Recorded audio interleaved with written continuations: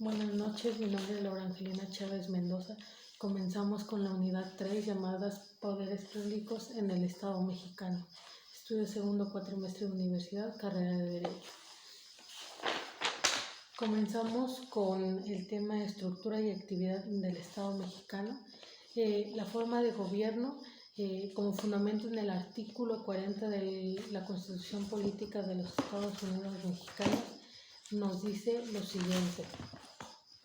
Es voluntad del pueblo mexicano constituirse en una república representativa, democrática, laica y federal, compuesta por estados libres y soberanos en todo lo concerniente a su régimen interior y por la Ciudad de México, unidos en una federación establecida en los principios de la ley fundamental. Conceptualizando un poco más cada una de las características de este artículo, podemos decir que aquí tengo un organizador, es una república porque los cargos no son vitalicios, porque es temporal, se renueva a través del voto. Por eso es muy importante que los mexicanos participemos más en las decisiones del gobierno. Se consulta por voluntad popular, es democrática porque la soberanía reside en el pueblo, ese con fundamento en el artículo 39 de la Constitución Mexicana de los Estados Unidos. Por medio del voto se eligen a los representantes. A través del voto, por ejemplo, se puede elegir al presidente, a los diputados y a los senadores. Siguiente, es representativo porque hay alguien que nos representa, hay un líder, hay un presidente, hay personas que están enfrente de cada institución. Es federal porque cuenta con distintas entidades federativas. En México son 32 que cuentan con soberanía y libertades propias.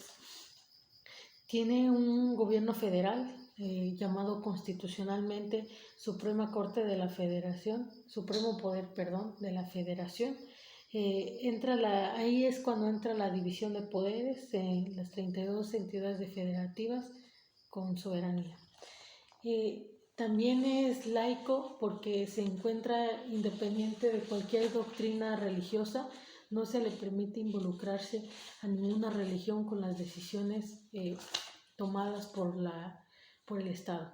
La forma de gobierno se estructura de la siguiente manera. El poder se ejerce por medio de representantes, pero la soberanía reside única y esencialmente en el pueblo. Es decir, que el pueblo es el verdadero poder, es el que decide quiénes son los representantes. Los representantes están ahí por medio del voto, el voto que otorgan, que dan los ciudadanos. Eso, nuevamente lo repito, fundamentado en el artículo 39 de la Constitución Política de los Estados Unidos. Nuestra Constitución Política retomó ideas de la Ilustración francesa, principalmente por Rousseau. Seguimos con México y su estructura constitucional. Se divide territorio o espacial, también gobierno o autoridad. Y por último, derecho o elemento judicial. El territorio o espacial se refiere al espacio geográfico y al ámbito especial de validez. Esto quiere decir el lugar en donde se crean y el lugar en donde se pueden hacer valer, o tienen efecto esas leyes, determinado pues por un espacio geográfico, un espacio geográfico. El gobierno autoridad, la República Democrática, Representativa, Laica y Federal, es lo que expliqué en un inicio. El derecho o elemento jurídico se refiere es que todo Estado tiene que tener un orden jerárquico en cuanto a la importancia o la relevancia de sus leyes, de sus normas. En este caso sería principalmente la Constitución, posteriormente tratados internacionales. Siguiendo a esto serían las leyes locales y federales, después los reglamentos y por último las sentencias. El sistema federal mexicano se divide en dos grandes secciones, es el central y el estatal. El estatal se deposita en poderes, en entes, en órganos y en autoridades en general, llamados poderes de la Unión. Esos son poder legislativo, poder ejecutivo, poder judicial. El estatal es integrado o formado por estados que son miembros de una unión, es decir, las diferentes entidades federativas gozan de autonomía. Esto quiere decir que pueden crear leyes siempre y cuando se respete nuestra norma suprema. Tienen libertad cada estado, claro que tiene esa libertad de crear leyes, pero siempre y cuando no haya una violabilidad a nuestra norma suprema, que es la Constitución. De ella se ha dado la Constitución y leyes. Dependiendo de las necesidades de cada entidad, se proponen a través de un poder constituyente aquellas necesidades que ven, que hacen falta, que se necesitan y se integran, se toman en cuenta. Okay. Los niveles de gobierno es federal, local y municipal. Los mexicanos son libres de elegir nuestra forma de gobierno, somos libres de elegir nuestras leyes, de proponerlas más bien, dependiendo de nuestras necesidades. Somos libres de exigir que se cumplan.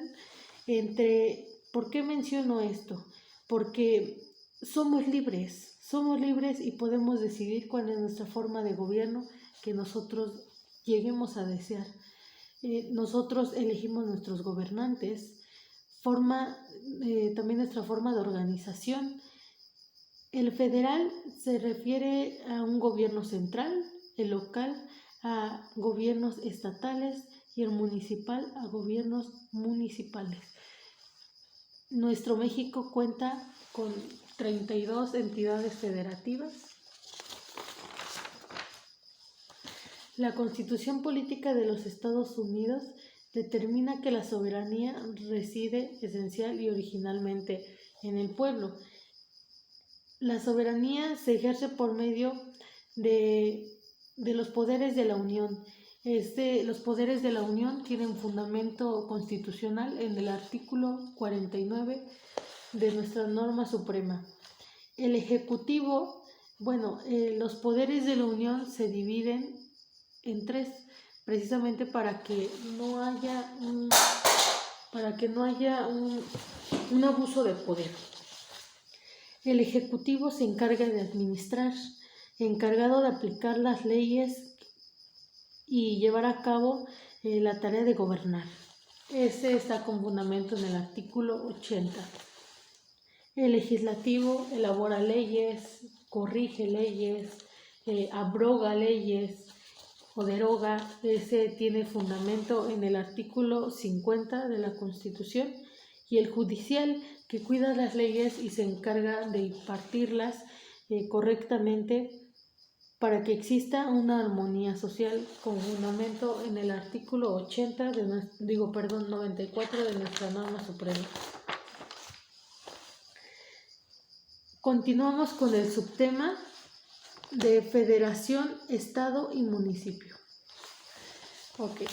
La federación